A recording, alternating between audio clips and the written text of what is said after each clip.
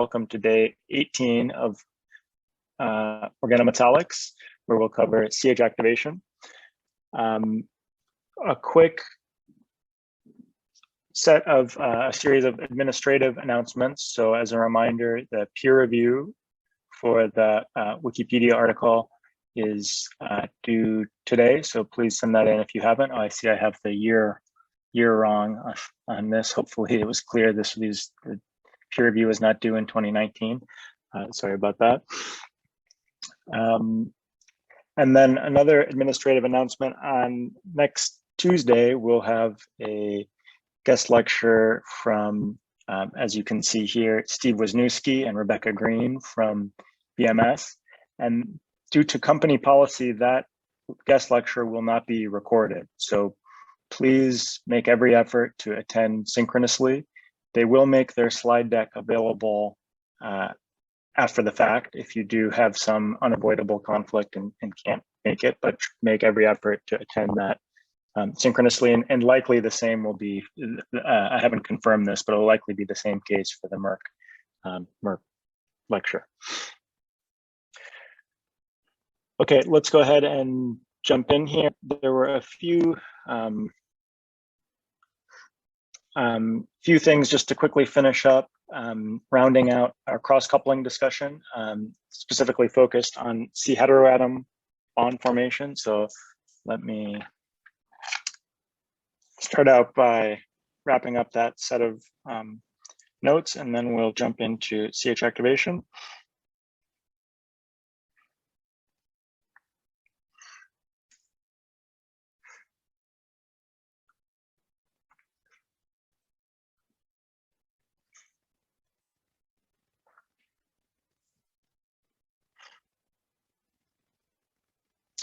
Okay, is everyone able to see my screen? So this part I will cover quickly because it's a lot of the same, even though it represents a huge body of work, it's a lot of the same themes that have already been covered, but just given the widespread, ubiquitous nature of CN bond formation mediated by palladium and copper, I'd be remiss if I didn't cover it at least briefly. And so we're going to see some of the same the same sequence of events that now should be pretty familiar: oxidative addition, and then what can formally be thought of as transmetallation.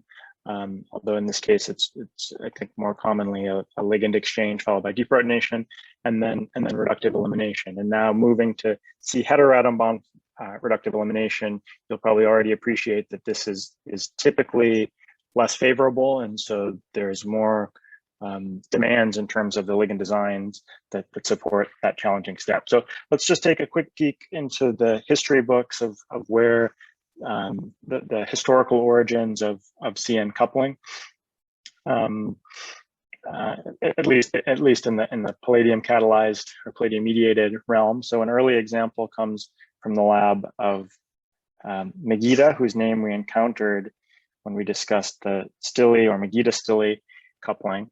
And what the Megiddo lab was able to show in the early 1980s is what's essentially an amino stille, where they take these tin amide reagents and find that in the presence of a palladium, in this case it's a palladium 2 precatalyst, but under the reaction conditions it generates palladium 0. They're able to get catalytic turnover to the tune of about 81% of product. And this observation, I think, went somewhat unappreciated for a certain period of time. This is a case where some early observations then triggered like an induction period before an explosion of interest about a decade later. There's also a really important observation from our colleague Dale Boger, who showed in the context of total synthesis efforts to make towards the natural product lavendamycin, he performed this reaction. And maybe Brendan, could you predict what product might be formed here? It should just be the 1, 2, 3, 4, the 5-membered ring there. Okay, super. So walk us through what's going to happen in terms of just the elementary steps involved, Brendan. So I guess it's just going to be everyone's kind of on the same page. Yeah, what we've seen before, just oxidative addition of the palladium 0 into the aryl bromide.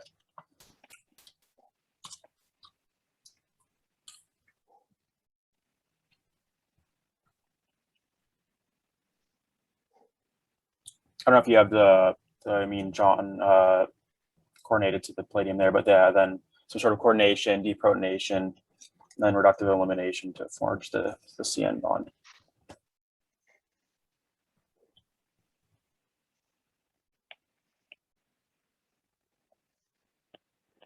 And I think this result, if you think deeply about this, is really important for establishing the viability of what really is the most mysterious or least precedented step in what then became known as Buchwald-Hartwig amination, this CN reductive elimination. Sorry, this should be NH to make the carbazole product. I think this is a proposed intermediate here, so maybe I should draw this in brackets to make that point clear.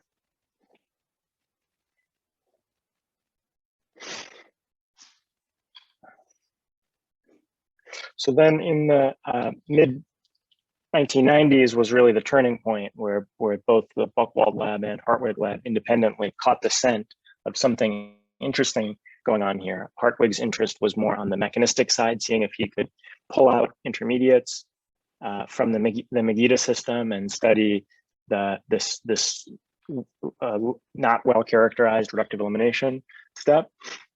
And so to that end,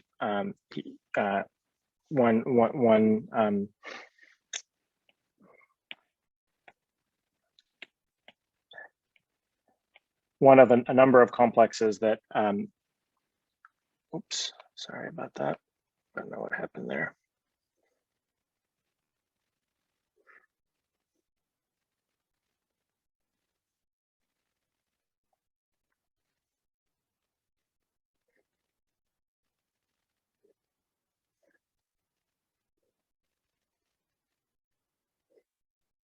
Okay, everybody with me again? I don't think the screen share paused, just the app froze and died. Among a number of complexes that Hartwig was able to make in this paper, he made this chloride bridge dimer and observed that indeed was a competent catalyst under the Megiddo type conditions, showing in essence that this Megiddo system would be most likely proceeding through an oxidative addition first pathway, and then the tin amide was competent for transmetallation followed by reductive elimination. Buchwald's interest was more on the synthetic side, which was that looks like my notes got a little bit screwed up here. He recognized that tin amides are not super convenient to work with.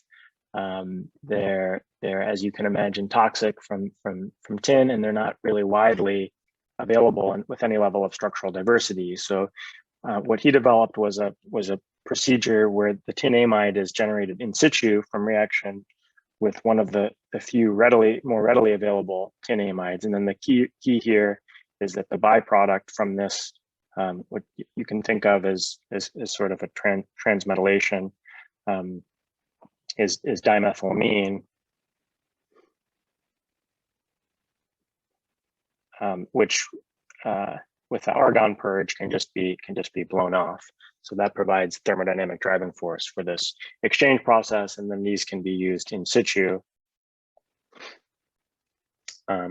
providing preparatively what really is more. It can be thought of as an early version of the Buchwald-Hartwig amination. And then following, I think the story here is that it's a back and forth a series of observations and reports from Buchwald and Hartwig, often on very related systems. So the next key breakthrough was a year later, where the tin-free protocol was developed. And the key development here is now with tin's not required as long as a strong sterically bulky base is used. And so why is that the case? Let's take a look at the mechanism, and I think that will become more clear.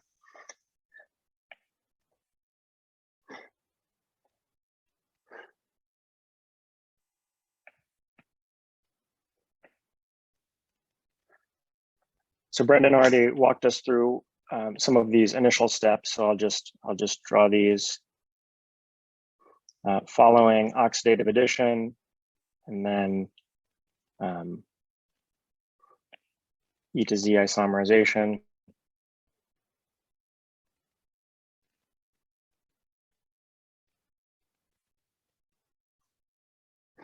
We get to the oxidative addition complex.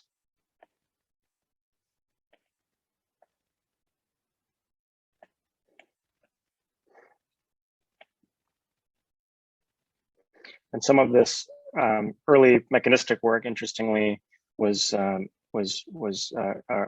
department chair, Donna Blackman, was intimately involved in this. And so now we have to coordinate the amine, and we have a choice what we're going to displace, whether it would be the phosphine or the halide. What do you think, Carter? And while you're answering, I realize I have my one page of my notes over here that's out of reach.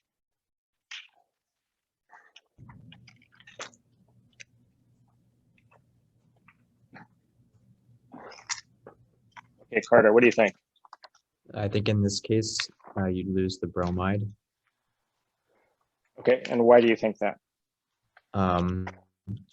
Just based on the observation that the base is necessary for this system, I was just thinking that you could lose the bromide as the, I guess, HBr.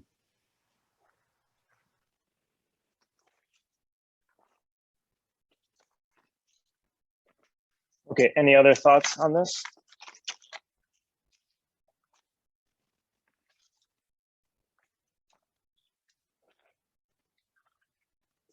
So your inclination is that the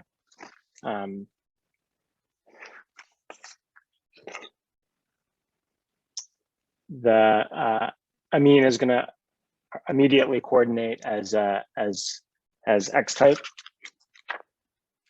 Carter, I've drawn this semi suggestively. Maybe first coordinate as L type, and then the base would allow for X type coordination. Okay. So we have what's called a soft deprotonation, where metal coordination serves to acidify.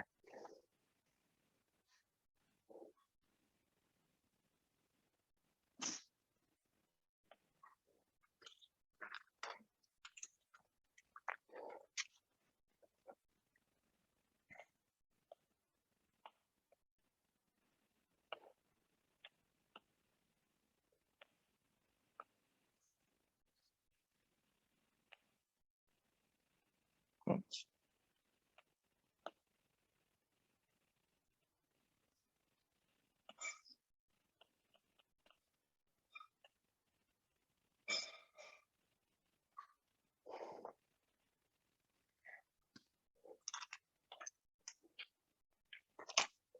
Sorry, give me a minute. I'm just missing one page of notes on this.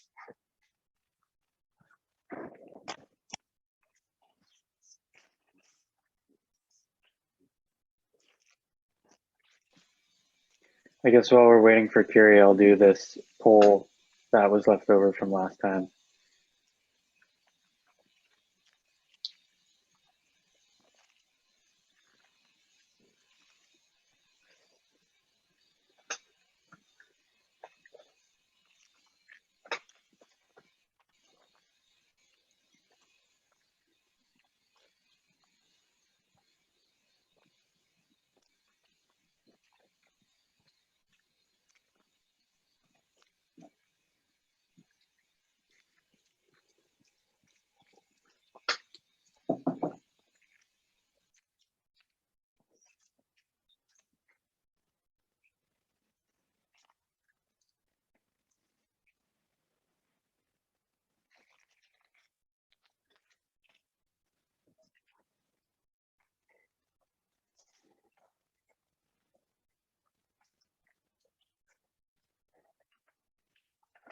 Okay, sorry about that.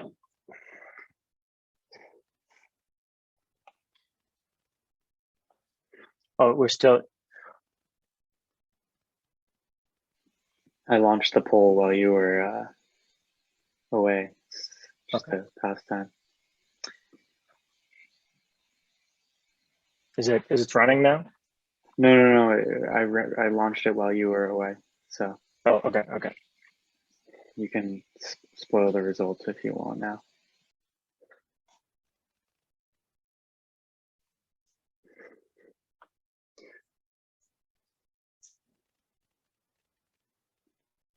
What would this was the, oh, okay.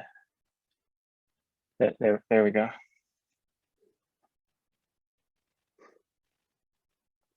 I think Dale doesn't get enough credit for his important contributions here. But that's my own biased opinion. So from this potential intermediate, Carnegie, what could potentially go wrong in this system?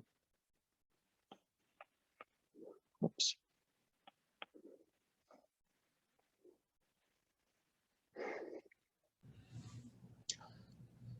So what are potential byproducts that we have to watch out for? Let me draw this maybe in a semi-suggestive way.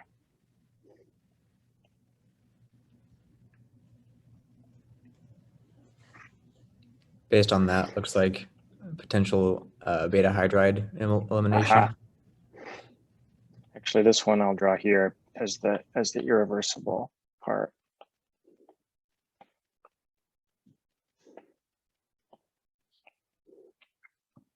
And anything else that comes to your mind?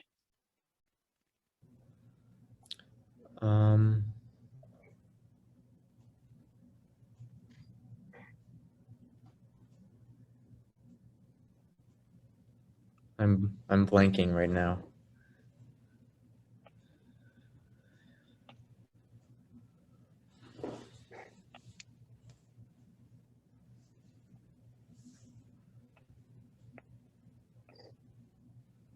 Another thing that can happen is if you have the amine, let's say too strongly coordinating, that can just get you off solid by pushing your phosphine ligand off. Pushing one or both, I've shown one here, but pushing too much of the steric bulk that you need for the reactive elimination step off. Can that just go back on cycle if you have reductive elimination of one and I guess then another oxidative addition event? Yeah, I mean, if it's sufficiently facile to undergo reductive elimination, it could be still productive if it makes sense. This is sort of assuming that that's not the case. Okay. All right, and then does the soft deprotonation ever happen with carbon from a carbon atom? Of a CH, you mean something like that? Mm-hmm. That's an interesting question. So I guess for that, you'd be thinking like in an alpha arylation, is it ever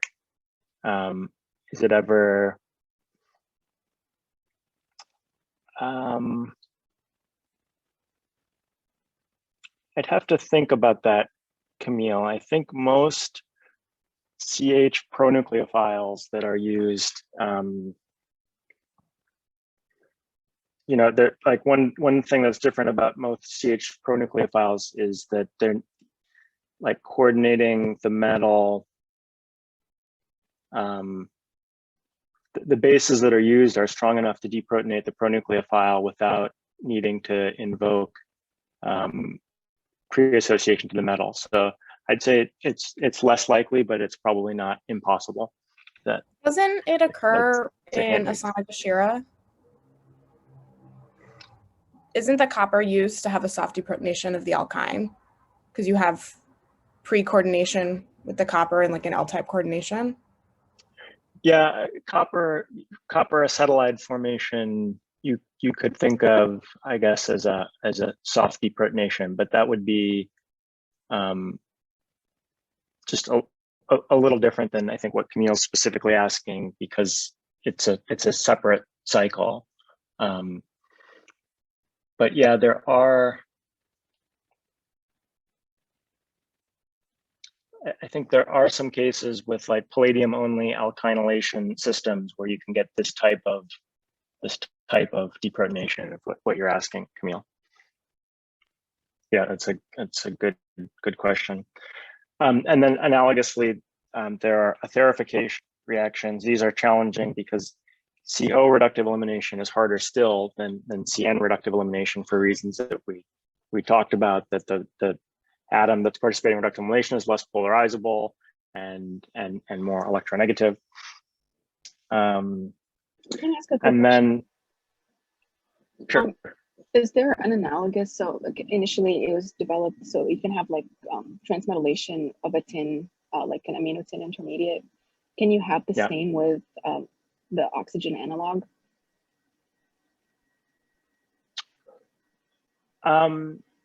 That is a good question. I'm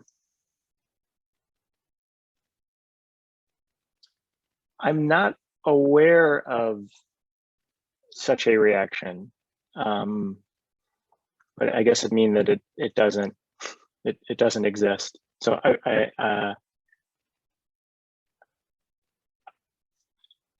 I mean, one of the things I'm not sure about as you go farther to the right in the periodic table, you know, your interaction between the tin and that heteroatom is going to get stronger and stronger, and I think transmetallation is going to become less and less favorable. So it's possible those are not great transmetallating precursors, if that makes sense. Yeah, thanks. Yep. And then the last thing, and I unfortunately, just in the interest of time, won't cover this in any depth, but I did want to point out Chan-Lam coupling, Lam, or sometimes called Evans-Chan-Lam coupling. So that was supposed to be the trick of this poll that I think kind of I didn't know that this poll was still in the system, so I was supposed to ask this earlier, so sorry about that. The only difference here I want to point out is that this is what we would call a oxidative coupling, oxidative cross coupling, where we have nucleophile plus nucleophile, and then that requires that if you want catalytic turnover, you need some terminal oxidant. In this case, the Chan-Lam case, the most common terminal oxidant is air or O2. The mechanism of this has been studied and debated fairly extensively. I think the current best model, best understanding is that it's a copper. It proceeds through a high valent copper 3 that is what's necessary for CN reductive elimination. But just in the interest of time, I won't get into that. But I just want to point out that everything we've covered up until this point are these redox neutral cross couplings, traditional polarity cross couplings, and the Chan-Lam is an example of an oxidative. And by analogy, we saw several beautiful examples of reductive. So that sort of completes the story there. And then another set of reactions that I'll talk about just very briefly to sort of stay on time are these conjunctive cross couplings, or as I call them, conjunctive cross couplings. If you use this wording elsewhere, people might get confused. But I think it's somewhat intuitive because it takes classical cross coupling components and then reacts them across some intervening linchpin reagent, which we call a conjunctive reagent. And so that can happen with any third coupling partner that can participate in 1,1 or 1,2 migratory insertion, things like CO, isonitriles in the 1,1 sense, carbines, and things like alkenes and alkynes in the 1,2 sense. And so here's an early example of that from the group of Larock, where it's essentially a Suzuki cross coupling, but that happens across the alkyne. One of the new aryl groups is delivered to one now alkenyl carbon atom, and the other aryl group is delivered across the other. So it's the same sequence of elementary steps, except you have an alkyne coordination step and a 1,2 microturn insertion step. And likewise, my lab has done similar things with alkenes. And as you can imagine, now you have more problems with beta hydride elimination. So the trick that we often use is to put some directing group that can allow us to form a metallocycle. We'll see this in the CH activation lecture that provides some rigidity and prevents from beta hydride elimination. And then gaseous molecules are common too in these conjunctive cross couplings. CO, I think, is most widely studied, but there are some interesting examples with SO2, which brings us our chemist of the day from last time, Nick Ball, who was a graduate student with Melanie Sanford, postdoc with Terrell, and then has worked first at a PU.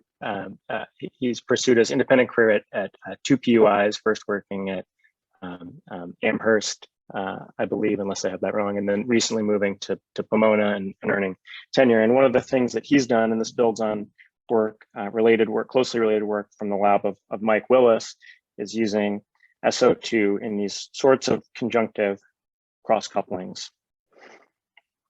This is one where it's actually it's cheating a little bit because it's conjunctive cross coupling, but over 2 steps.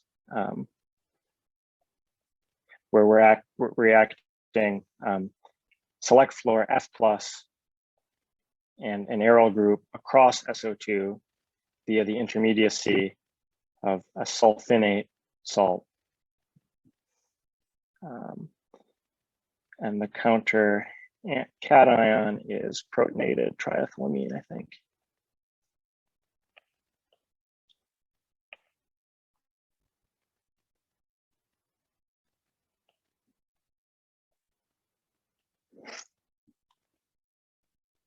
So I think in this JOC reference, which you can read, and there's a related paper from the Willis group, that you can read the discussion. They were trying to do this all in one pod and then realized the 2-step sequence was better. But this is a great way, and the Willis lab has developed this fairly extensively to make sulfonamides, for example, from 2 aryl, like an aniline building block and an aryl building block, and then connecting across SO2. And likewise, you can think about making amides or ketones that way. And so the product in this case is I thought this was just fitting for our department, is a sulfonyl fluoride. So you make nucleophilic sulfinate, and then it can react with electrophilic select fluor to give a sulfonyl fluoride. So just in these examples, I just want to kind of paint a picture of the challenges that are out there, the opportunities that are out there, and sort of the breadth of possibilities when you start thinking about beyond 2 components and beyond two dimensions. Okay, we'll go ahead and charge forward. This is another massive area in CH activation that I almost certainly am not going to do justice to, just given the breadth of the topic, but I will do my best.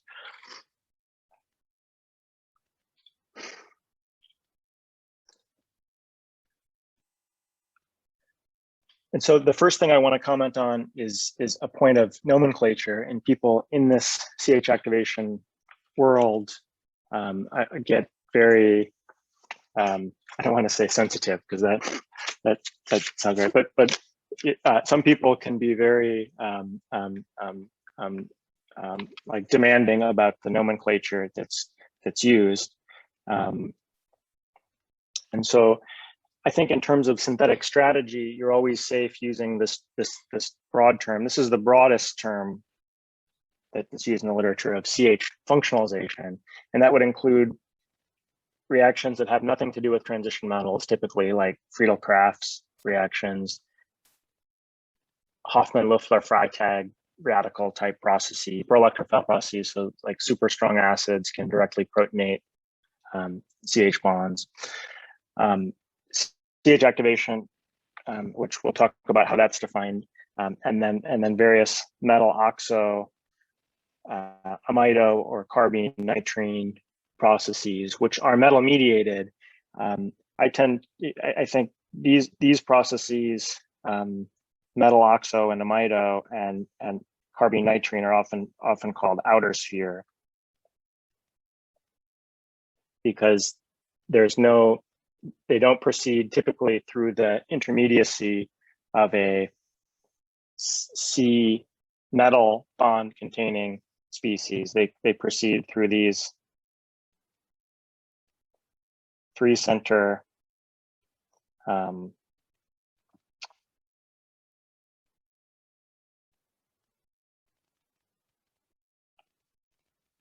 two electron transition states. Let's see if I can get this right.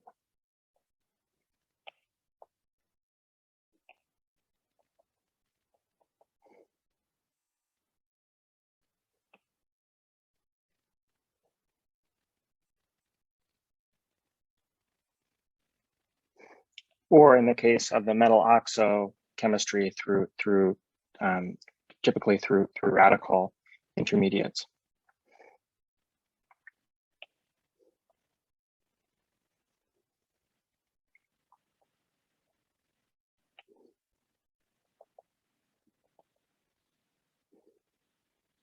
So let's draw like a carbene here, I guess.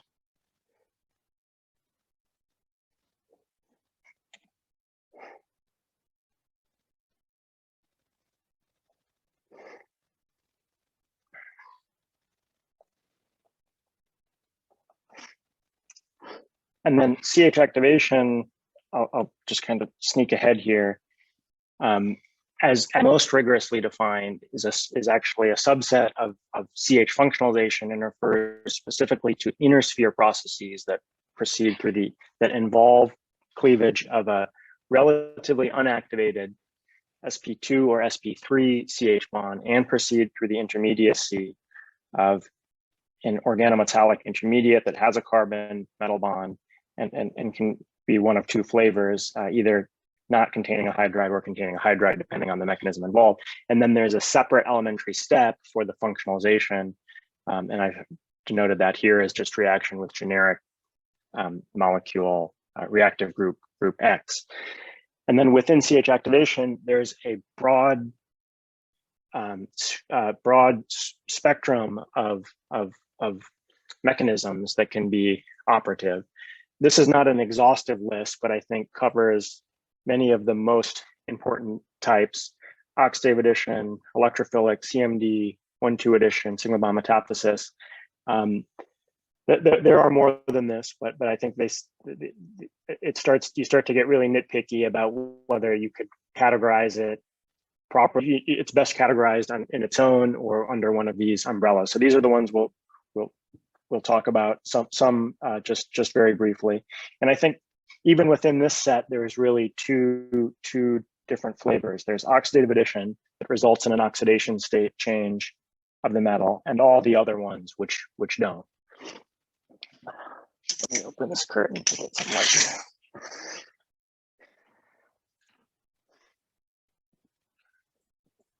And so let's first talk about some of the and this reflects. I'll make one more comment on this.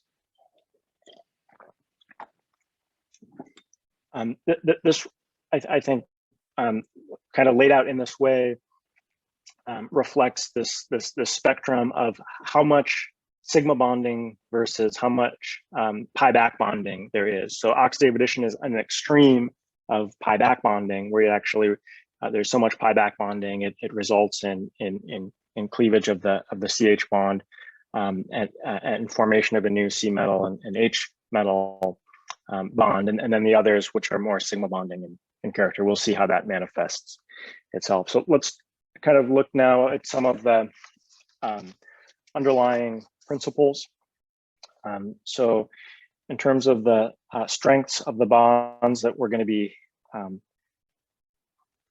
breaking and sort of their acidities that are summarized here. So when we talk about what in the CH activation arena, what people define as unactivated, or what are the characteristics of unactivated CH bonds, we say that they have a high bond association energy. They're strong bonds as opposed to you know, what would be an example? Like diphenyl methane is a weak CH bond. High pKa, so non-acidic, and then this property that sometimes gets underappreciated, which is that CH bonds have this paraffin nature, meaning that they have their homos and lumos are inaccessible, and this stands in contrast. Like, I think one interesting comparison always is CH bonds have the same homolytic bond strength as like a C boron bond, but we all think that carbon boron bonds are quite easy to cleave or functionalize. Why is that? It's because that there's a low-lying LUMO on boron that you can populate, and that leads to activation of the bond for functionalization. Nothing like that exists in a CH bond, except in some extreme cases. So as we go from sp hybridization to sp2 hybridization to sp3 hybridization, we see homolytic bond weakening. But note that that doesn't necessarily track with how easy or hard it is to break these bonds. We'll talk about that. And then an increase in acidity. And this, I think, is intuitive to rationalize if you just think about the relative pKb's, or how basic reagents like N-butyllithium, sec-butyllithium, or T-butyllithium are. And overall, CH functionalization brings out this interesting transformation, and we'll unpack this a little bit more, where we're trading a strong bond for a bond that is considerably weaker, and we'll talk about how that's compensated for energetically. But about 100 kcals per mole for about 35 kcals per mole. It doesn't always mean that the overall reaction is thermodynamically uphill. It depends what else you're making. Where's the H going, for example?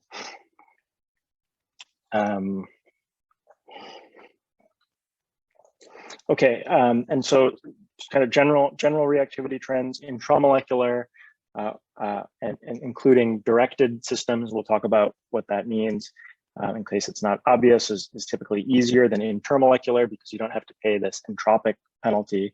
And common, it's CH activation, particularly CH activation to give well-defined organometallic intermediates, is more common for third row metals than first or second row.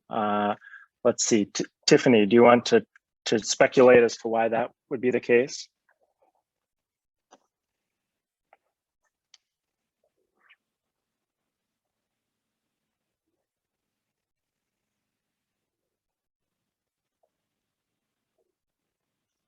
Are you there, Tiffany? Yeah, sorry. I had to get my audio connected. For third row. Sorry, can you repeat? I made the statement that CH activation is more common for third row metals than it is for first or second row metals, although there are reports of all of these, and in particular, like those that make well-defined intermediates, I think, are especially common for the third row. So why would that be the case, based on other things we've talked about in class? I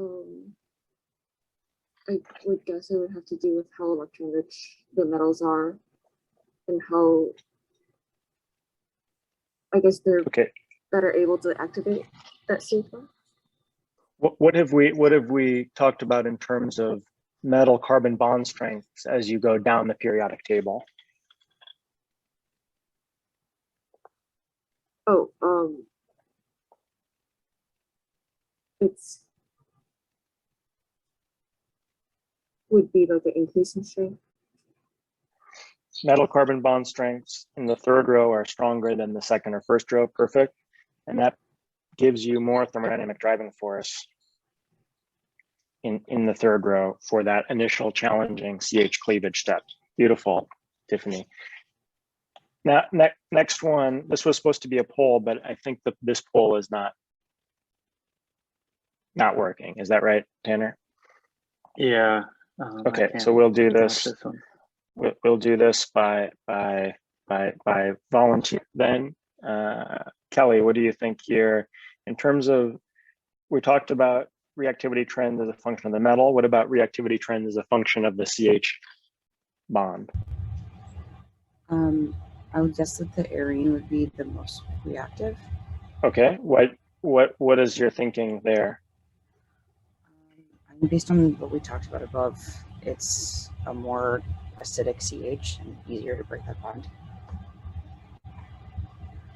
Okay, yeah, it's a little bit kind of a subtle point, because on the one hand, a CsP2 CH bonds are stronger, and you might think that would make them harder to break, but there's other factors, like they're more acidic, and you have a relatively high-lying HOMO that can pre-associate with the metal that helps entropically. Also, the aryl C metal bond you make is also stronger. So that just goes to show that you need to think about thermodynamics and kinetics here. Okay, and then walk us through how you'd order the alkyl series. My guess is that this is probably based on sterics, so it should be primary, secondary, tertiary. Beautiful.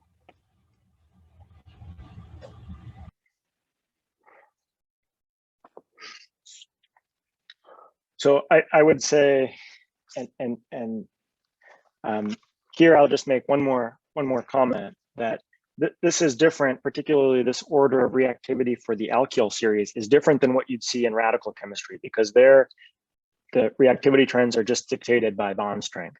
Here you really have to think about the metal carbon bond that you're making. When it's tertiary, it's like super congested. It's not happy to be there.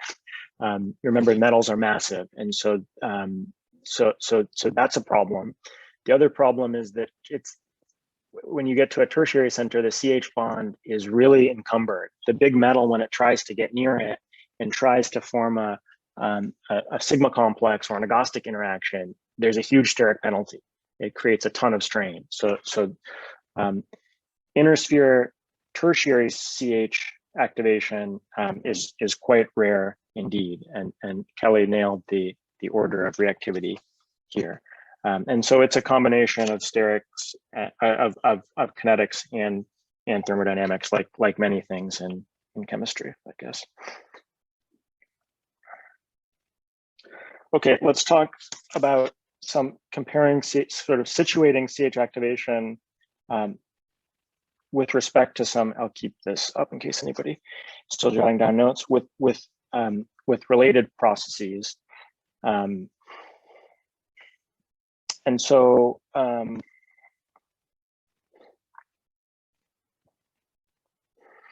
let's compare CH activation to HH activation, oxidative addition to H2, and then CC activation, oxidative addition to a CC bond, just in terms of the thermodynamics. We're not talking about mechanism, we're not talking about anything like that here. So a metal H bond is worth about 60 kcals per mole, and you're making two of them.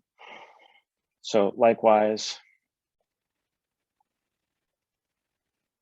and then we said above a metal carbon bond is worth about 35 kcals per mole.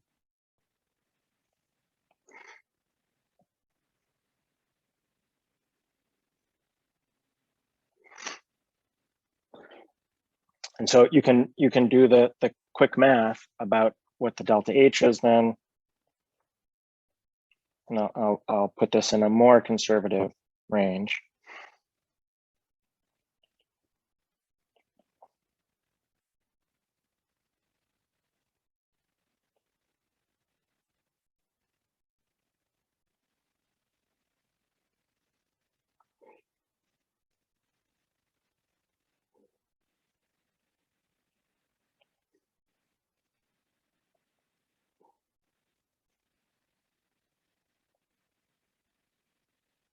Oops, sorry.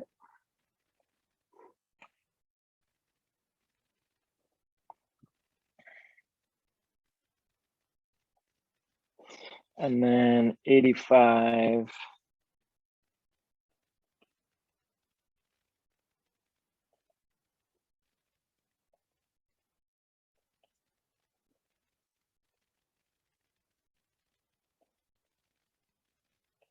And the key point I want to make here is just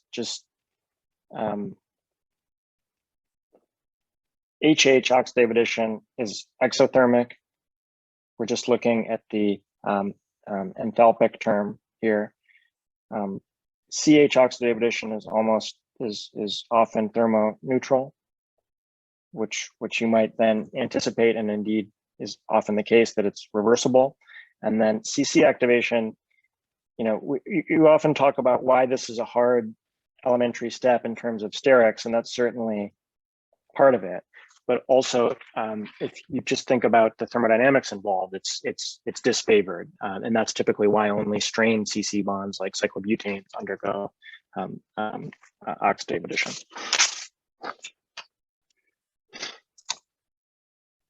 Okay, so I'm going to breeze through this next part. It's like a huge amount of information, and it's just it will be summarized in a handout that you'll receive shortly. So don't jot this down. But I think, and the reason I have it really is just so that when I export these notes as PDF, you can look at this and have a one-spot comparison of all the mechanisms that we'll talk about, and what's the same and what's different about them.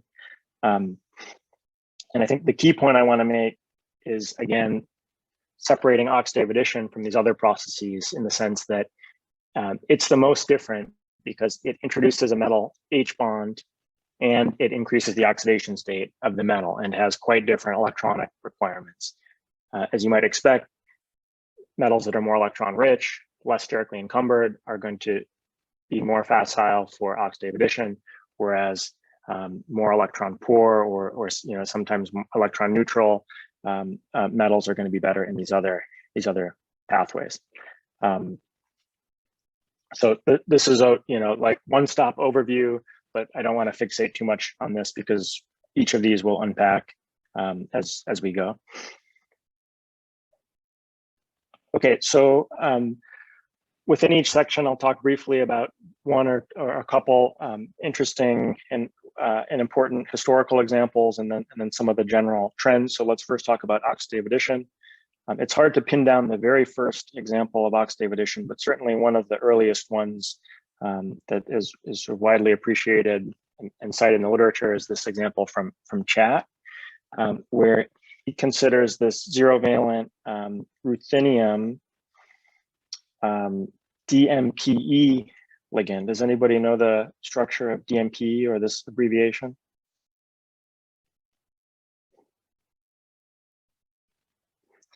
The E stands for ethane, and the P is, as you can imagine, phosphorus, and then dimethyl. And as you'll see, especially in these early examples of oxidative addition, trialkyl and especially trimethyl phosphine is a ligand that is recurring because of its ability to be highly donating, not a super strong pi acceptor, and also not sterically encumbering. So let's consider this example then from Chat. In this seminal 1965 report, he reported two really interesting observations. The first is taking this ruthenium zero complex plus naphthalene.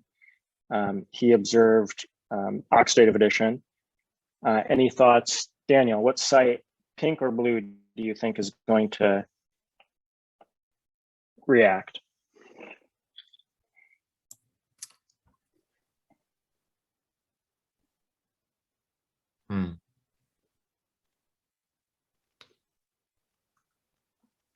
Honestly, I think it would just be a guess for me.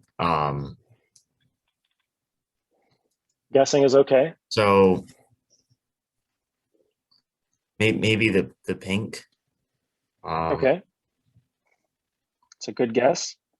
And what is going into your guess? Sterics. Sterics, nailed it.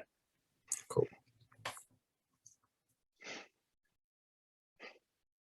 So, and here again, just to track the oxidation state, now we're going from ruthenium 0 to ruthenium 2. And in the same paper, Chat made this interesting observation: if the arene is left out, then what takes place is intramolecular CH activation of one of the methyl groups. And actually what's formed is this bridging structure, which you can see here. Let's see if I can highlight this without making it super awkward. There's an embedded chair structure that gives it some rigidity and stability. And so this is a remarkable paper because it not only does it show aryl CH oxidative addition, it also shows alkyl and shows intramolecular and intermolecular, and really I think set the stage for further developments. As a reminder, we covered basically the same MO picture when we talked about when we talked about elementary steps, but just as a reminder, the MO interactions that are involved in sort of cartoon form is there's a sigma interaction. Remember, we call this a sigma complex. Oops. Or if it's intramolecularly tethered, an agostic interaction. That's this filled sigma bonding orbital donating into an empty d orbital on the metal. And then a filled d orbital on the metal of different a different d orbital, different symmetry, is donating into the empty sigma star antibonding orbital of the CH bond, resulting in bonding and then ultimately bond cleavage. And then for oxidative addition pathway, the pi back bonding is the most important component for reasons I think that are self-evident. And that stands in contrast to the electrophilic or CMD cases that we'll see. And then sigma bond metathesis is a little bit of an outlier because most commonly it's invoked for metals that have no d electrons that are d0, and so by definition cannot participate in any back bonding, pi back bonding. So they're sigma bonding only.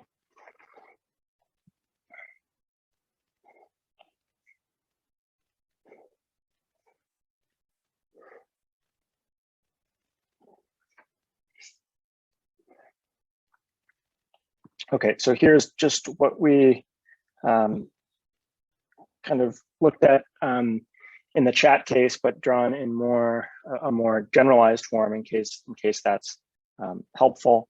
And again, just I'm going to make this point ad nauseum.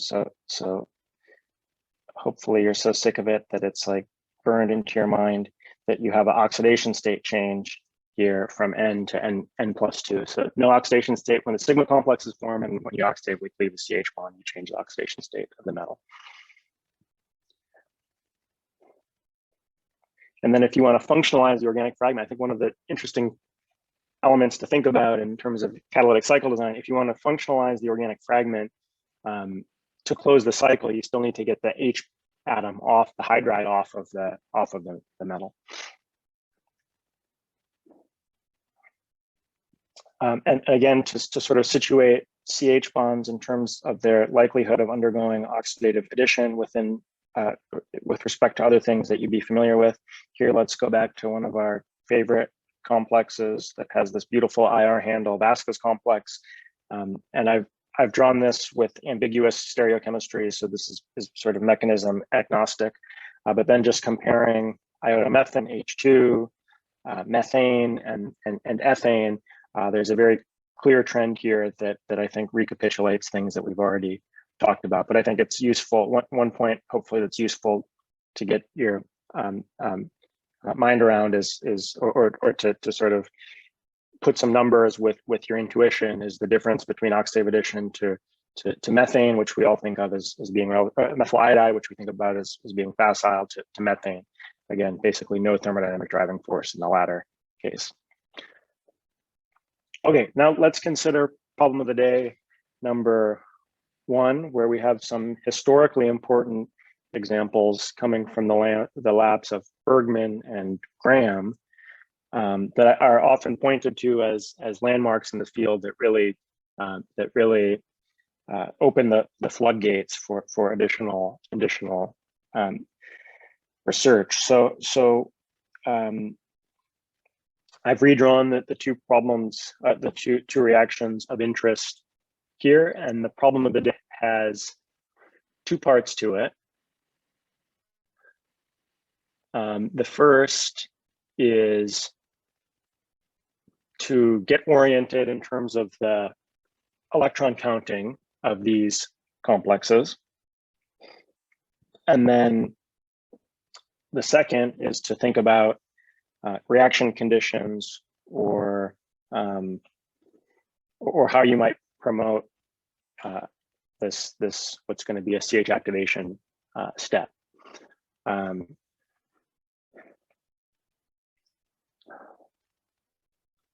So let's see, for electron counting, Huiqi,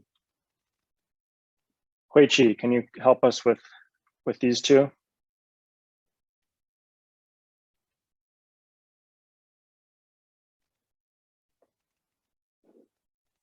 Are you there, Huiqi? Oh, yes, I'm here. So and the metal is group 9 metal, and it is let me see. 3, oh no, 1. Okay, yeah, 3. Yeah. So it is D6, and let me see. The coordination number is 1, 2, 3, 4, 5, 7, 7. And no. How are you getting 7, Huiqi? No, let me see. So the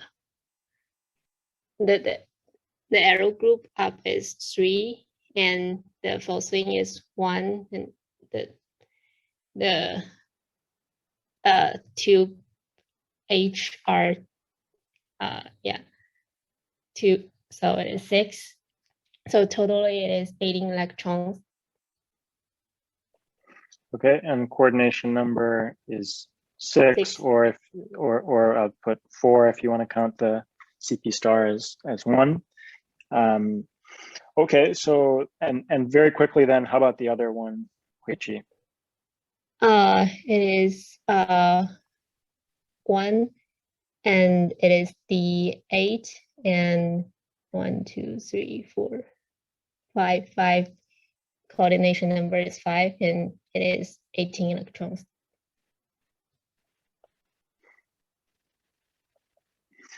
Okay, so that's useful because now we see these are both 18 electron complexes, which means what?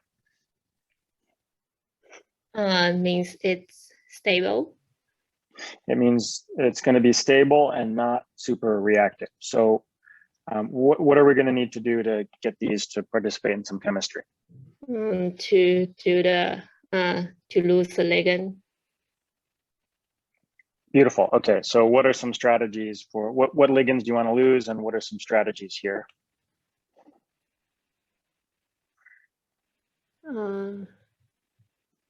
So maybe you can lose a full swing ligand, or you can do reductive elimination. Okay, let's think about this latter option. So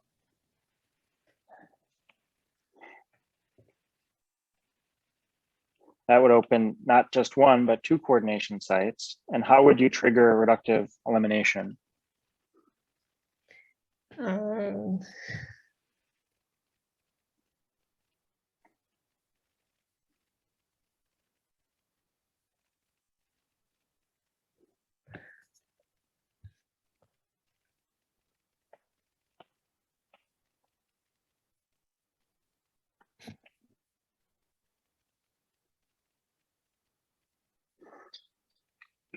What do you think, Huiqi? I have no idea. What do you think would happen if we took that dihydride pump and just slowly started heating it from room temperature to 100 degrees? It will lose H2. Okay, temperature. So let's just try to heat it. Another thing you could think about is irradiating it, but in this case, I don't think we need that. By heating, you're trading 1 molecule for two molecules. So at higher temperature, that's going to provide some driving force. Okay, and then we have 2 open coordination sites. We can coordinate CH bond to form a sigma complex, and boom, then oxidative addition. And what about in this latter case, Koichi? Also, you could think about thermolysis, but what have we learned about how to dissociate CO molecules, or CO ligands?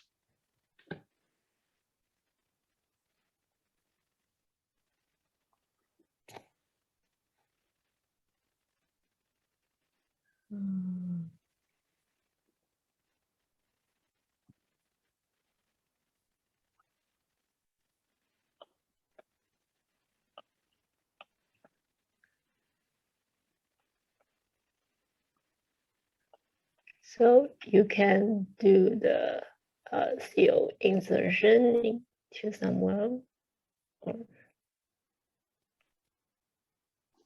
Okay. What else? Have we seen anything else for how to dissociate? So I'll open this up.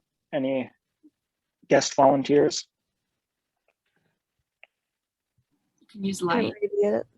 I think a bunch, I heard a couple people, I didn't catch who it was. Photo dissociation is a great way to lose CO ligands. So you add energy, increase the populate a high energy vibrational state, and then boom, CO is off. In this case, in the top case, we have to go down from oxidation state 3 to 1 to get to the right oxidation state for iridium. In this case, we're already there. We just need to lose a ligand, and then we got it.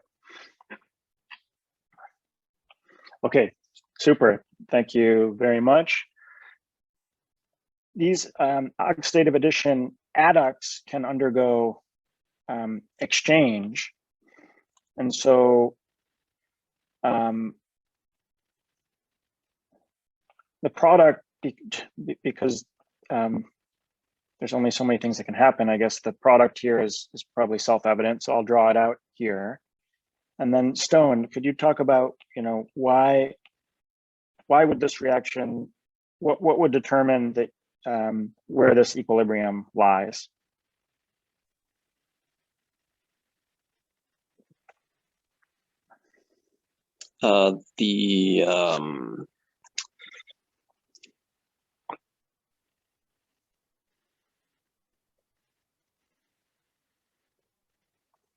Just the CH bond energy.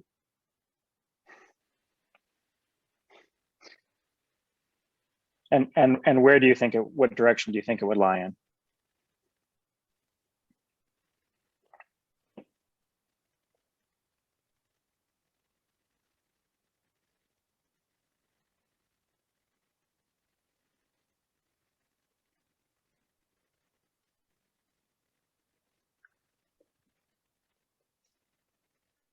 So basically what determines the thermochemistry here is you're trading you have to factor in the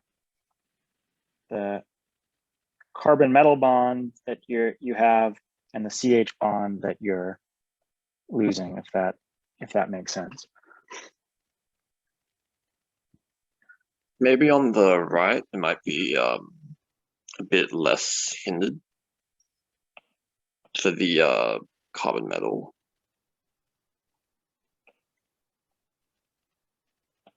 So less strain energy.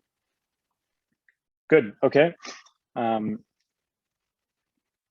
we talked about how this is a complex interplay between sterics and thermodynamics, but primary alkyl metal species are thermodynamically more stable than secondary, and so that provides the thermodynamic driving force for this exchange process. Though in principle this is reversible. Super. Thanks, Stone. And then a common theme in this literature that we got a little bit of a hint at, when we looked at the chat example, are these directed reactions, which are called cyclometallations, and that's because the product or intermediate that is thus formed is a metallocycle. So here's an example that was studied, I believe, originally in the context of catalyst deactivation. This is again a common theme in organometallics, where ortho CH bonds that are next to strongly sigma donating ligands or sigma donating groups are prone to CH activation. This is why if you look at N-heterocyclic carbene ligands, you never see N-phenyl. It's always N-dip, N-mes, N-adamantyl, because N-phenyl undergoes rapid CH activation. And so that's long been appreciated as a catalyst deactivation pathway. And so that's part of the original genesis of this study from Bennett in the late 1960s. But of course, this has quite profound consequences in terms of reactivity as well, as we'll see. Let's consider also this example from Whitesides. So here we go in with a platinum 2 dialkyl, and this is, as drawn, not a very interesting reaction because that is doing nothing.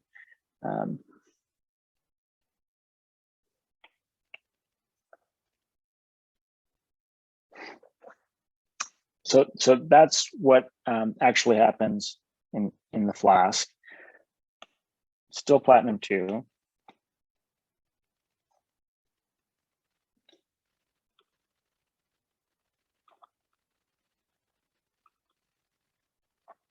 And let's see, Seung-Han, can you walk us through a plausible mechanism for this?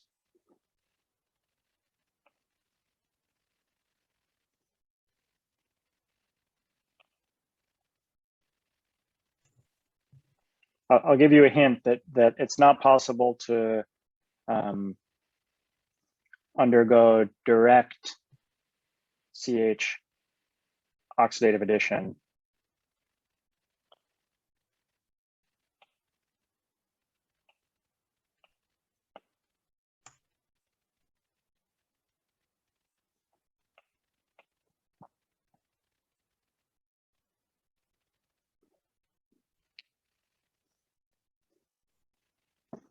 What do you think? So I guess the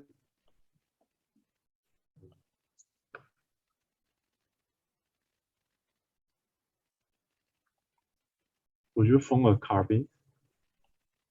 Oh, that's reasonable. That you're thinking back to the tantalum Schrock type chemistry. That type of reactivity, I think you see more commonly for early metals to form those alkylidines. I've drawn this in equilibrium. These neopentyl groups are actually reasonably stable because they don't have any beta hydrogen atoms.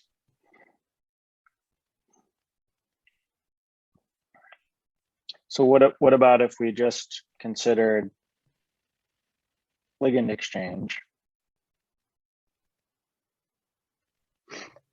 or loss of a ligand, I should say. Now we're very reactive. So in terms of electron count, what do we have here? Platinum 2, 4 coordinate. Seung-Han, what's that going to be?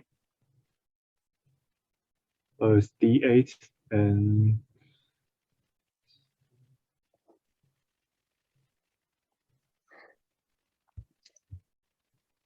it's D8 square planar. So this is one of these, actually stable forms of 16 electron complex. Now we're down to 14 electron. So what do you think might happen from here?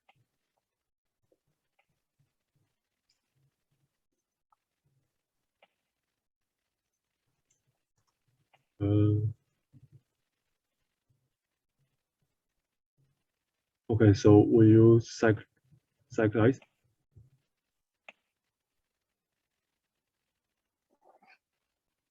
I think you're ahead of the game here. First form sigma complex, and then form a metallocycle. In this case, I'm going to run out of room here. It's okay. So now we're going to oxidatively add we'll get up to platinum 4.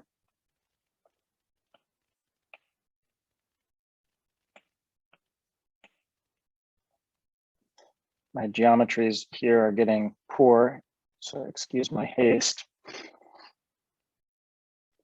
And then now I think you said this, so I'll just repeat what you said, that you'll have reductive elimination of the hydride with the alkyl ligand, which will give neopentane.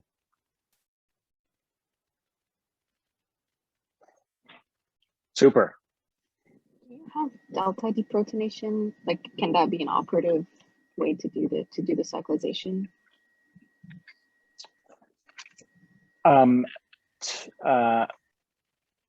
Could you have alpha deprotonation? Delta, so at the... Oh, delta, yeah, like a sigma bond metathesis. Yeah. In general, that type of pathway is not typically the lowest energy pathway for late transition metals. But if you showed me that same kind of starting material with titanium or with something in the lanthanide series, then I would think that's totally a plausible path to go.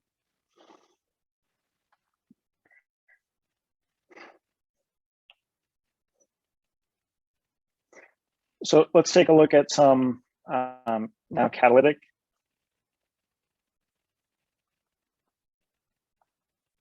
examples. We'll start with what's now in looking backwards, a modest example, but still an important one from Eisenberg. And so I'll leave it to you to sort of like sketch out what a catalytic cycle would be, but you have low valent rhodium, and that's certainly capable of oxidatively adding to the CH bond of benzene, and now fairly well trodden series of migratory of steps of 1,1 migratory insertion and CH reductive elimination can get you to the product. No inherent reason why this couldn't be turned over catalytically, but of course in practice you have this significant challenge of CO being a better ligand than a CH sigma complex, and so tuning in that pressure is an important factor.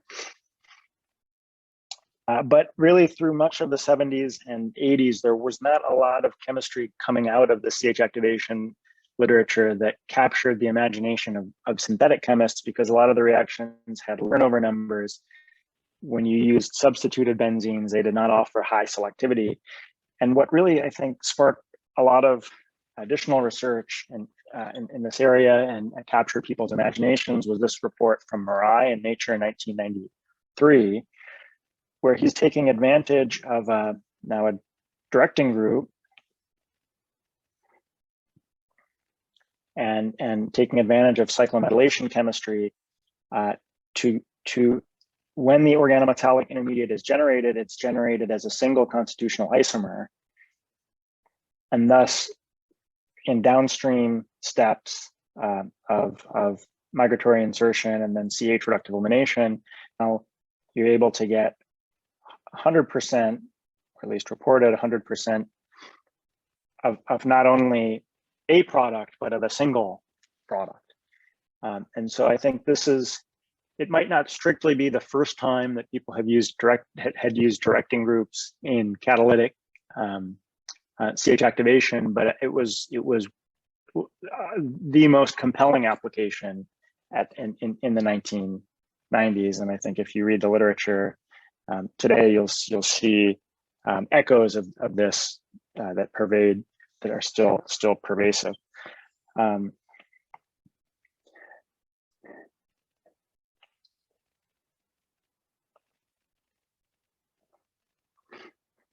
And I think, and interestingly, this Murai reaction, if you read, there's a Wikipedia article that originally comes from our class here, from an earlier year. The mechanism of CH bond breaking is somewhat complex and can vary depending on what the directing group is. So as you can imagine, there have been various variants of the various iterations of this system with different directing groups. And depending on what the directing group is and how electron withdrawing it is and whether it's conjugated, the mechanism can be different. But at least in this case, where you have a aryl ketone, it's not just as simple as an oxidative addition. And so even though this is in the oxidative addition section, I do want to try to provide best I can a complete picture of this. And this is a point that if you're in the U lab, Jin always is keen to try to drive this home, is because you have really, in essence, what is a Michael acceptor built into your starting material, an aromatic Michael acceptor, if you could think of it that way. There's actually a low energy pathway where electrons from the metal can just donate directly into the electron pore beta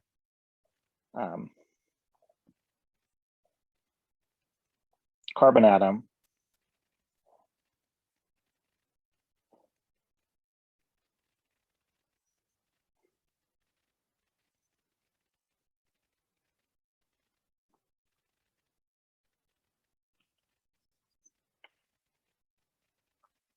And then you have hydride migration and what you could think of as like re-aromatization.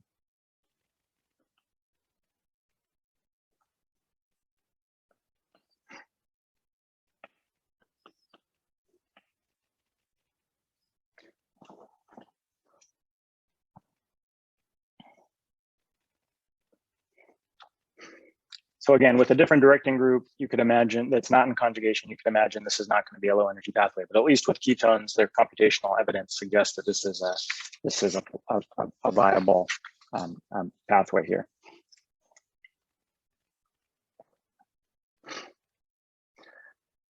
And so moving forward, also in the 90s, a prominent non-directed example was reported from the Hartwig lab, where they were able to achieve first in the first iteration stoichiometric, and then quickly thereafter catalytic CH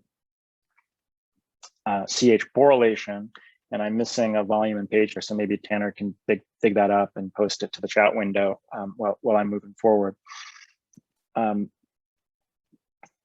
In the first manifestation, using tungsten and then light to promote photodissociation of CO as a catalyst activation mechanism. And then I'll let you think through what the other steps in this cycle might be. And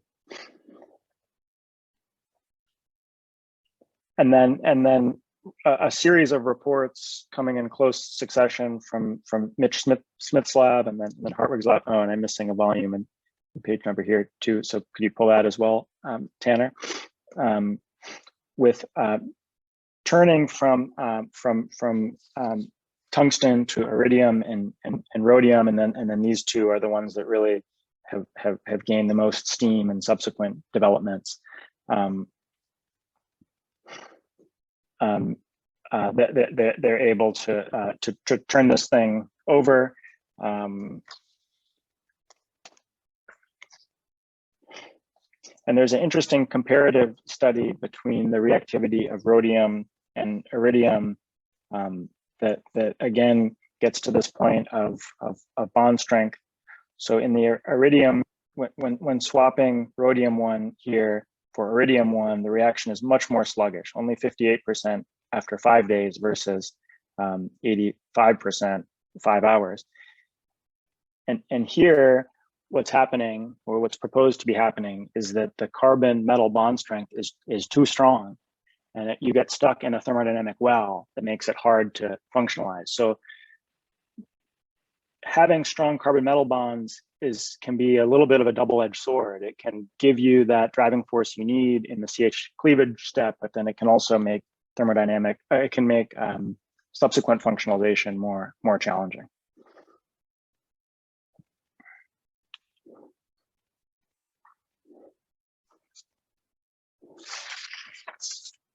And this CH borylation chemistry has in the years since really emerged as some of the most synthetically useful, particularly with aryl CH borylation the most useful CH activation technology used in synthesis. Okay, so let's take a peek now at electrophilic CH activation. And one of the features here is the metal is let's say high oxidation state, or at least not in zero oxidation state typically. Some of the early work came from Shilov, working in Russia, and his early motivation was in looking actually at reductive elimination of CH bonds from platinum 2, and this led him on an interesting and important odyssey.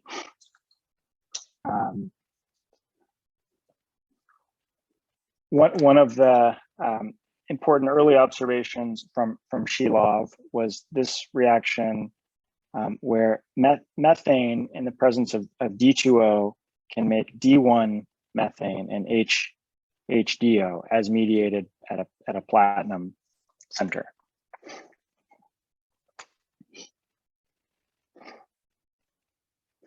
In this case, it's platinum 2+. And so at the time, this was an interesting observation because it seemed different than what was being observed in that reactivity trends were different than what were being observed in the oxidative addition space. And also because methane, as CH bond containing starting materials go, methane is a super deactivated substrate and is gaseous, so it's hard to deal with. So this connects to what is an important problem, still somewhat unanswered challenge in CH activation, which is this challenge of methane to methanol. So I have just a side box here to kind of highlight why this is an potentially attractive transformation. It really stems from the utility of methanol. We talked about methanol as an input into the Monsanto acetic acid process, and it has various important applications. But normally there's no direct way to do that, despite the fact that it is thermodynamically downhill and seems like in principle should work. But and really this is a perfect problem for catalysis, because the challenge is that after you convert methanol, then the CH bonds in methanol are more reactive owing to the presence of the proximal heteroatom.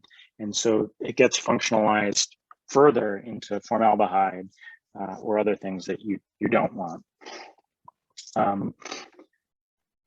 And so I've just put some kind of alternative pathways here to orient you. So this direct conversion of methane and water to syngas is thermodynamically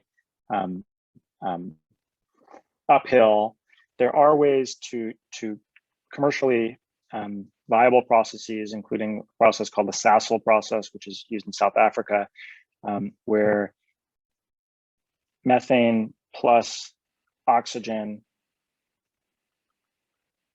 in a process called partial oxidation can lead to CO and H2, and then using Fischer-Tropsch chemistry, which is not your cleanest, most selective type of transformation, gives you a distribution of products, but after purification, then you can at least get methanol out of this, and this is commercially viable. But this transformation, I think, is still capturing a lot of folks' imaginations. And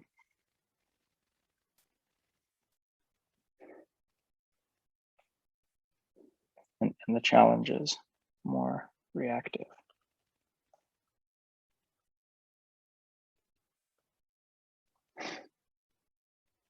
So this is kind of like, going to a ski slope, and it'd be like if someone designed a ski slope where you have the bunny, kind of like the bunny run, the training run, and then immediately at the end of the training run was a black diamond or double black diamond, and you're telling the catalyst to stop just at the end of the bunny run. It's a real selectivity control challenge.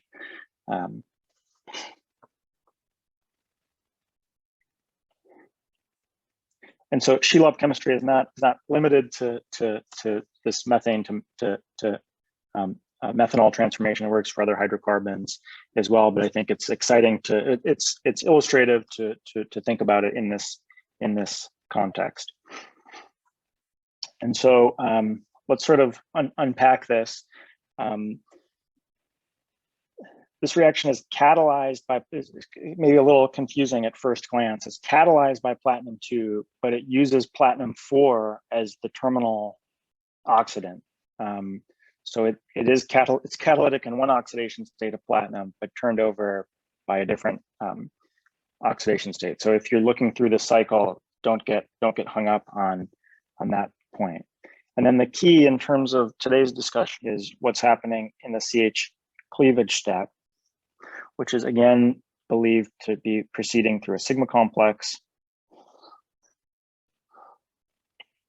But now platinum 2 on its own is not with this ligand environment, which is not the same as, you know, strongly donating phosphines. These are not super strong sigma donors. Is not electron rich enough to undergo oxidative addition. And so what happens instead is an outer sphere, or you could draw this as inner sphere, and that would be reasonable as well. Counter anion plucks off a proton, and you get concomitant formation of the carbon metal bond. So then let's just track the carbon metal bond through this cycle, methane to methyl platinum. Now we oxidize platinum 2 up to platinum 4 using platinum 4 as the sacrificial oxidant. And once this oxidation happens, now the methyl group becomes much more delta plus, such that an outer sphere hydroxide or a water molecule can attack, and that gives methanol out as a byproduct.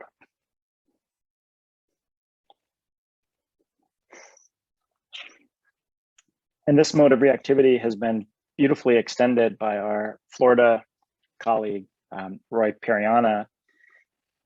And the trick that his lab has used to great effect in this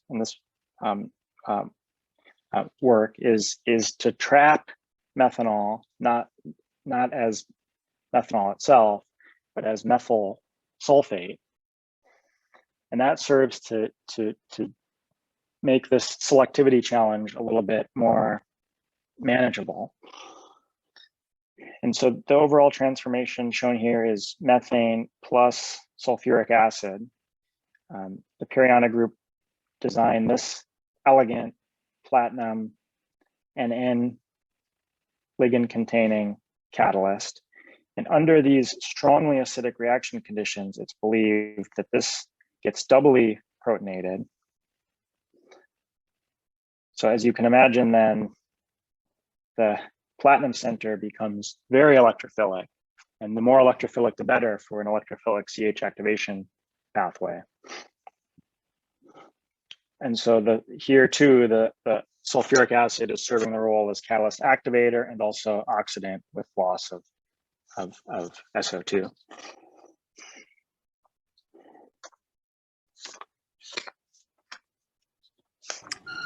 Carrie. Yes. For the oxidative addition step, or not, sorry, what is the step called? The first step? Electrophilic activation? Yeah, we just say electrophilic CH activation. How did they determine that it's not CMD?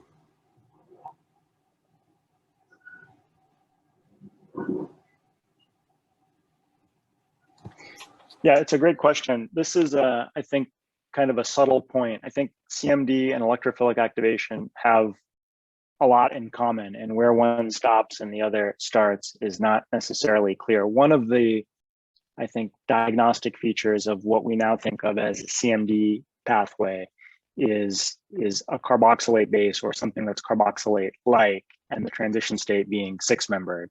Whereas I think classically, when people see electrophilic pathways, often the internal base, if you want to think of it that way, is just a halide anion that doesn't have that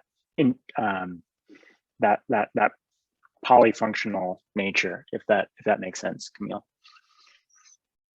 But I think there's a lot of confusion and also just a lot of lack of consistent terminology in the literature between CMD, sigma bond metathesis, and electrophilic pathways. So that just adds to the adds to the confusion because they are mechanistically linked. Well, we're at 10, but maybe if it's okay, I'll just press forward since at least this is my last scheduled lecture. So if you'll indulge me for a few more minutes, we can, and if you have to log off, then, you know, then please watch the video, I understand. But I do want to try to get through this so that I don't have to interrupt the future speakers to kind of make sure we get things covered.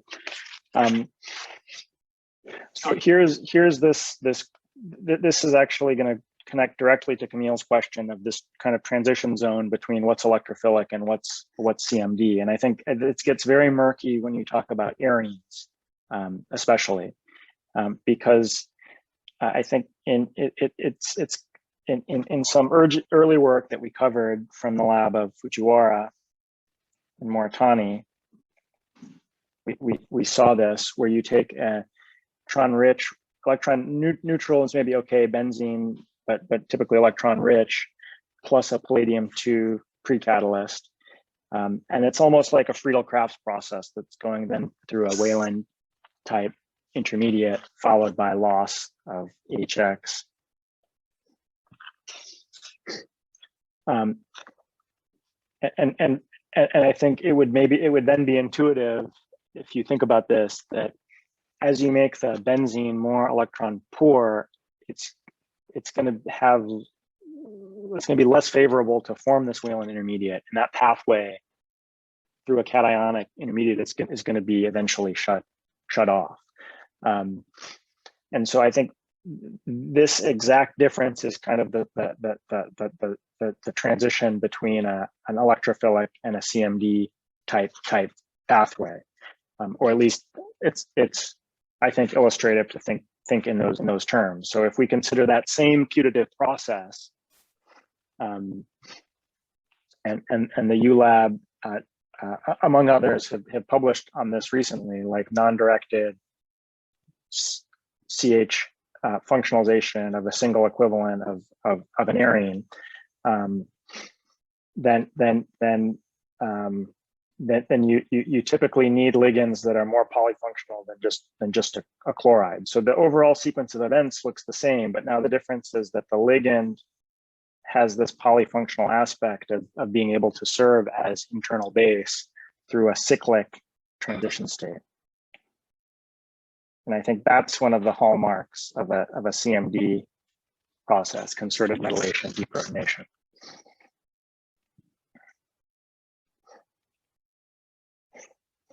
And so some of the signaling elements, I think we covered this in passing before, but some of the signaling elements, if you're thinking whether you're in a CMD pathway, would be the presence of a carboxylate base. That's normally a giveaway. So here's an example like that from the ULab, actually very first paper from Jin's lab, even before my time, if you can believe that, since I'm getting up there in the years. Using an oxazoline chiral auxiliary that masks a carboxylic acid, the ULab was able to achieve desymmetrization of these prochiral, let me draw this out just so it's clear, these prochiral methyl groups. This is an interesting example for a number of reasons, one of which is that the CH bond, that the groups that's activated, you actually set the stereocenter adjacent to it. And the first report from the ULab was on this iodination.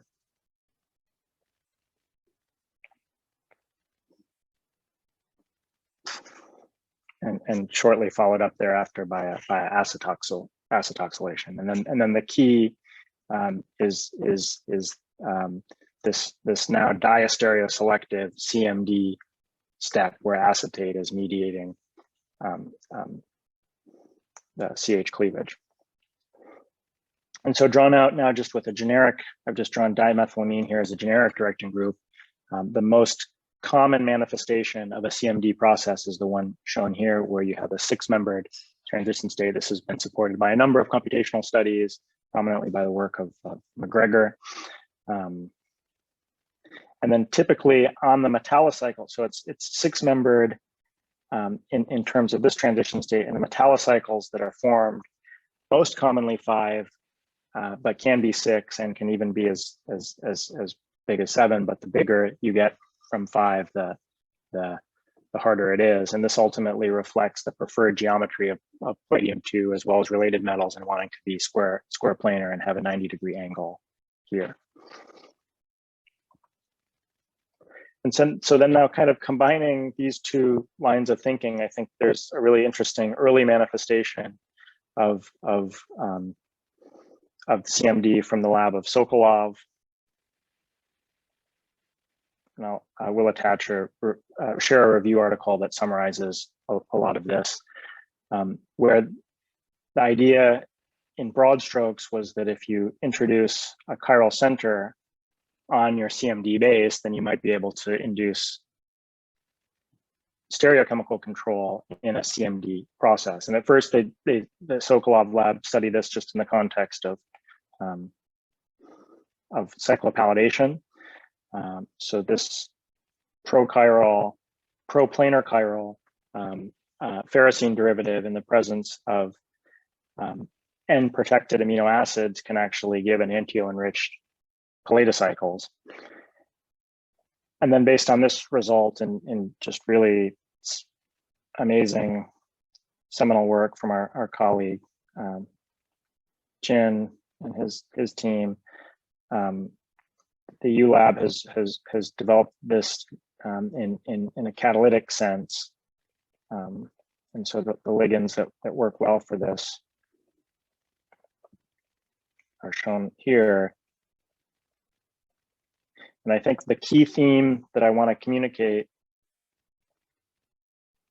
is that as the years have gone by, we've come a long way. You know, the field has come a long way from acetate or chiral acetates to now things where you know, this is your internal base, and then you have a strong L-type donor to dock the ligand on the metal.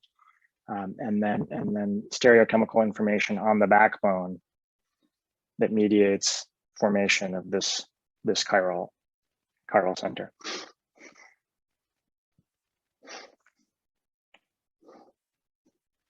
Okay, so I just that's what I want to say about electrophilic palladium and CMD.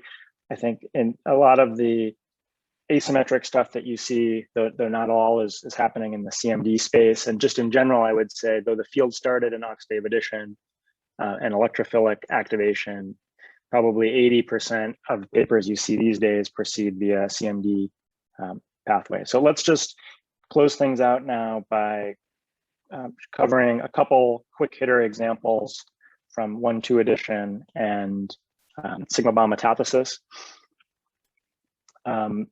So 1-2 edition here, I've drawn this reaction from Wilkansky and Bergman, where we're trading cyclohexyl for methyl in the presence of methane. And Tim, how do you think this could potentially happen? What's a plausible pathway?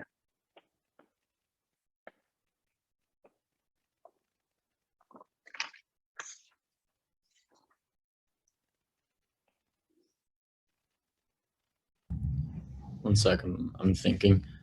Okay, thinking is okay. Encouraged even.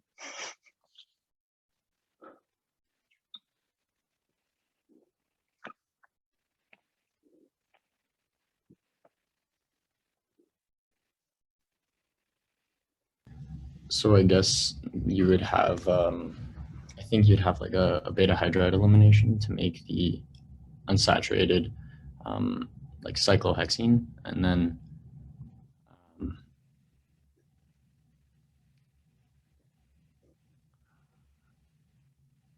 I think that is reasonable, but probably then the reverse would just happen, hydrometallation, and that might not be productive in the end. Let me draw this in a more suggestive way. oh, do you form the imine or the? The conimine.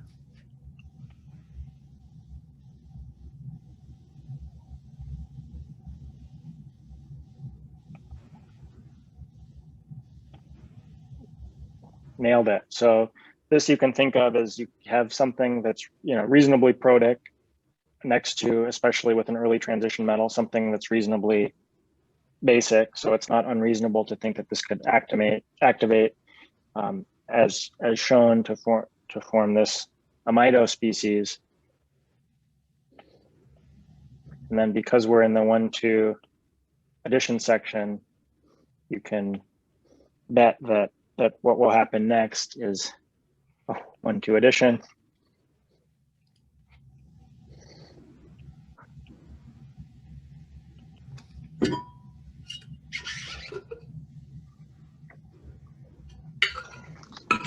And again, you can see how this is the same in many ways as CMD, but also kind of different because now your internal base is connected to your metal through a double bond.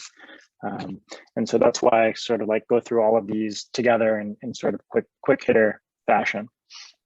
Kiri, I just have a quick question. Yes. But like, do you consider that activation is an inner sphere activation or an outer sphere activation? Because like that is like the nitrine type CH activation.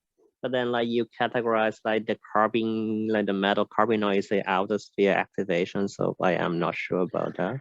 Yeah, it's a great question, Win. I think the distinguishing point is how much bonding character is there between this carbon and the metal.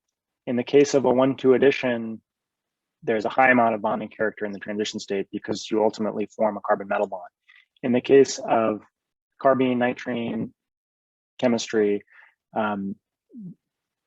at least our current thinking is that there's basically no carbon metal bond character in the transition state. And so that's why that's called outer sphere. Does that make sense?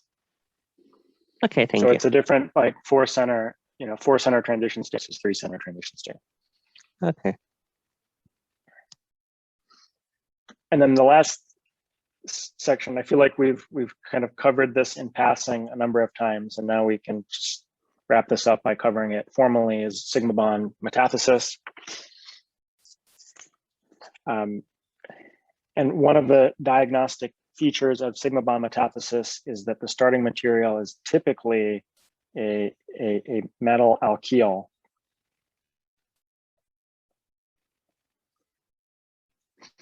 And as I said before, often something in the lanthanide series or an early transition metal. Metals where the alkyl group or aryl group involved is expected to have a lot of delta minus character.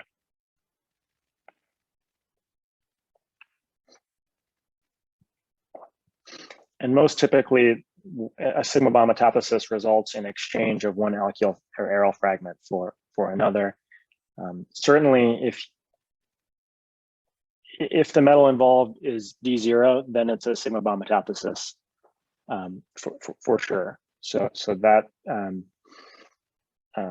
then there are some early transition metals that are not D0 but still preceded by sigma bond metathesis. So here's an early example from Watson, just essentially isotope exchange of labeled C13 labeled methane for a methyl group on a scandium. I think this CP. I must have this wrong.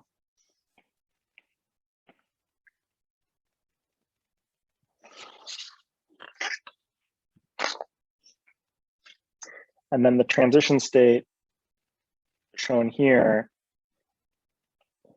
the key point I want to emphasize is that this H atom in the transition state is way far away from the metal. And this is often described as being kite-like, a kite-like transition state. And I think this makes sense if you just think about, the sort of the charge distribution and the size of the atoms involved. Okay, so we'll wrap things up by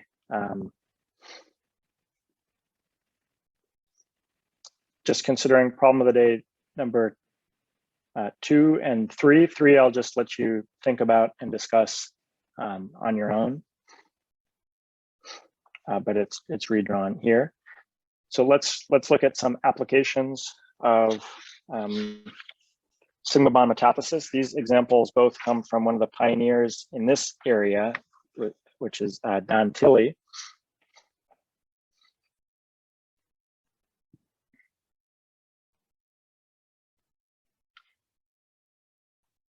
So let's see, Noor, can you predict the product here and postulate on a mechanism?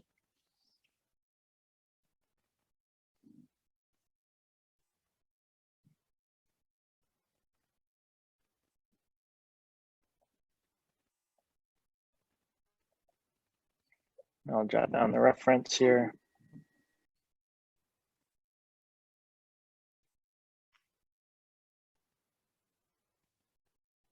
What do you think? So it's scandium's D0, so I would imagine that it would coordinate to the olefin first, and then perhaps do migratory insertion, and then do sigma metathesis to regenerate the catalyst and release the alkyl. So it's going to be butane, 1, 2, 3, butane. Okay, and what about the regiochemistry of the addition? That's a good question. I guess you'd make the branch product then, just considering the stability of the metal carbon bond.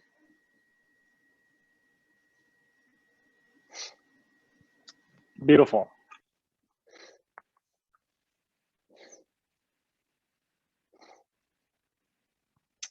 So just to restate what Noor said, coordination of the alkene, 1,2 migratory insertion.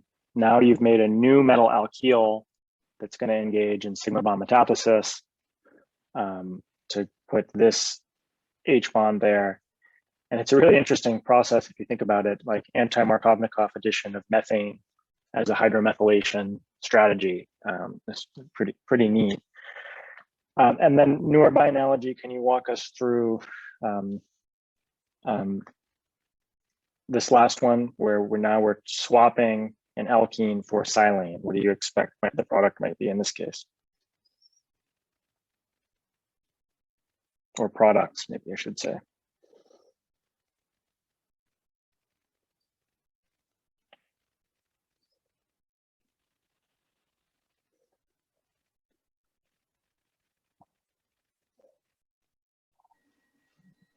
You can't really do oxidative addition, so it's a little bit difficult to see where that's going to go, unless you have like outer sphere hydride delivery to the methyl to the methyl group to generate methane, and then somehow form like a scandium silo.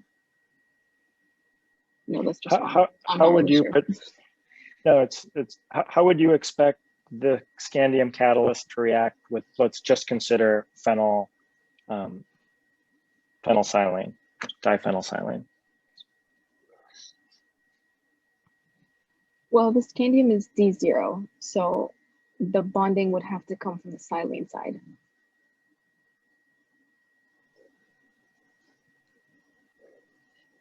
So what is a potential product of sigma bond metathesis between the scandium methyl and the diphenylsilane? Oh, I see. So it would be methane and this scandium silo.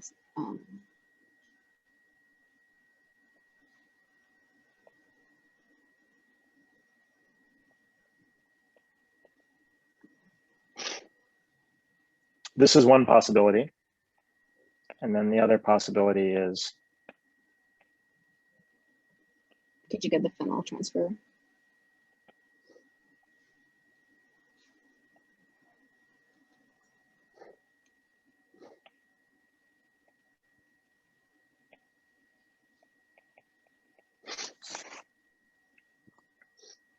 Phenyl, I guess there's a third possibility, but I'll just give you a hint that is not happening. Oops. In this case.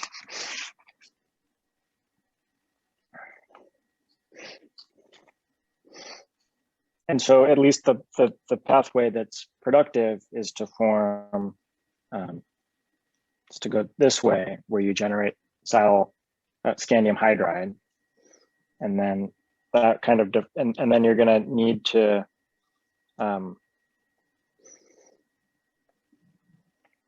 eventually close this cycle. Would you do another signal metathesis with methane to release hydrogen and regenerate your cycle? Beautiful. Your catalyst.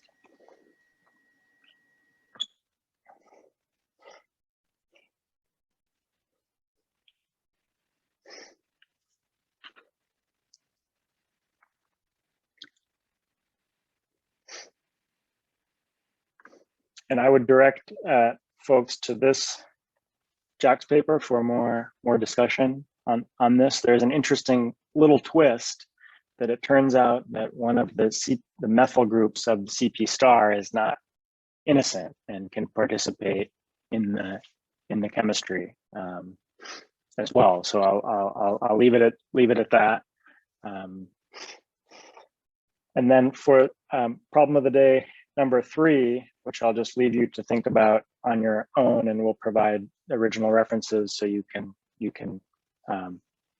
check your own thinking, is to think about now, just from a synthetic planning perspective, how you disconnect all of these molecules in a way that's maximally strategic, irrespective of the mechanism of the chemistry that you want to use.